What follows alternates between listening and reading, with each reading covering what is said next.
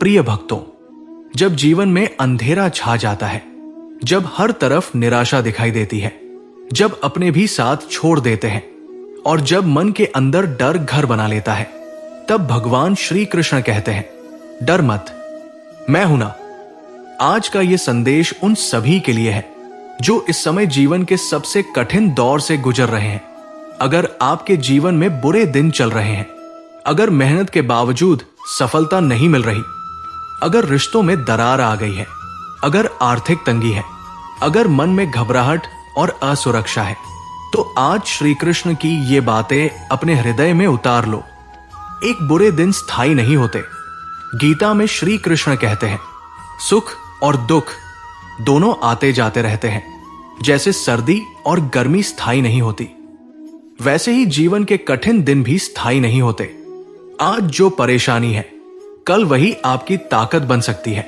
याद रखो, जिस प्रकार रात सबसे अंधेरी सूर्योदय से ठीक पहले होती है, उसी प्रकार जीवन की सबसे बड़ी सफलता सबसे कठिन परीक्षा के बाद आती है। इसलिए डरना मत। दो डर क्यों लगता है?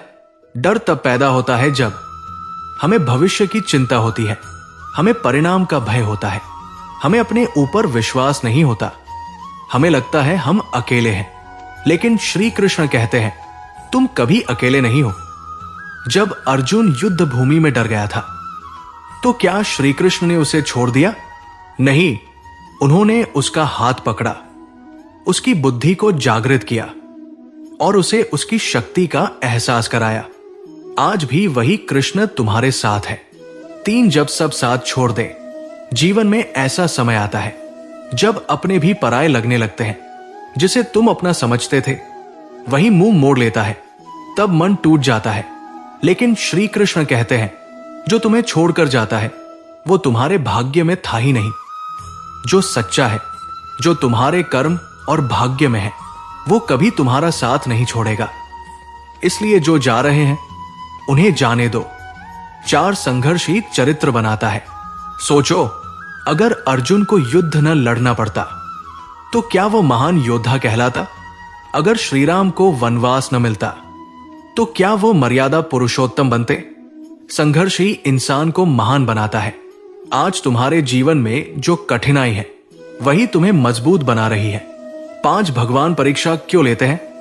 बहुत लोग पूछते हैं, भगवान अच्छे लोगों की परीक्षा क्यों लेते हैं? श्री कृष्ण कहते हैं, मैं उसी की परीक्षा लेता हूं जिसे आगे बढ़ाना चाहता हूं।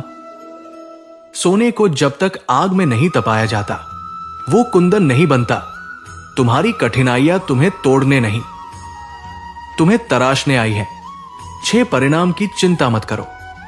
गीता का सबसे प्रसिद्ध श्लोक, कर्मण्येवाधिकारस्ते मां फलेषु कदाचन। तुम्हारा अधिकार केवल कर्म पर है, फल पर नहीं। आज तुम मेहनत कर रहे हो, लेकिन परिणाम नहीं दिख रहा।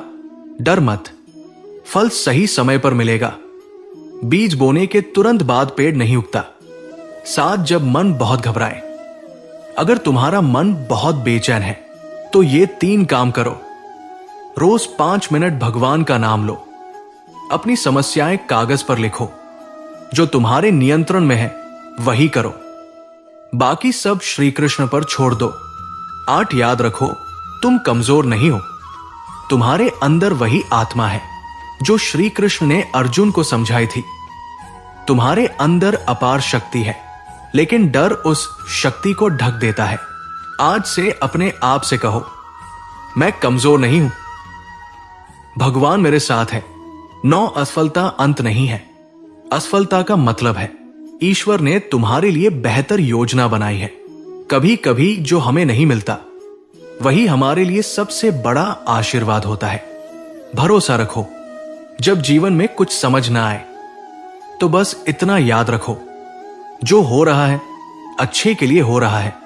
भगवान तुम्हारे खिलाफ नहीं, तुम्हारे पक्ष में काम कर रहे हैं।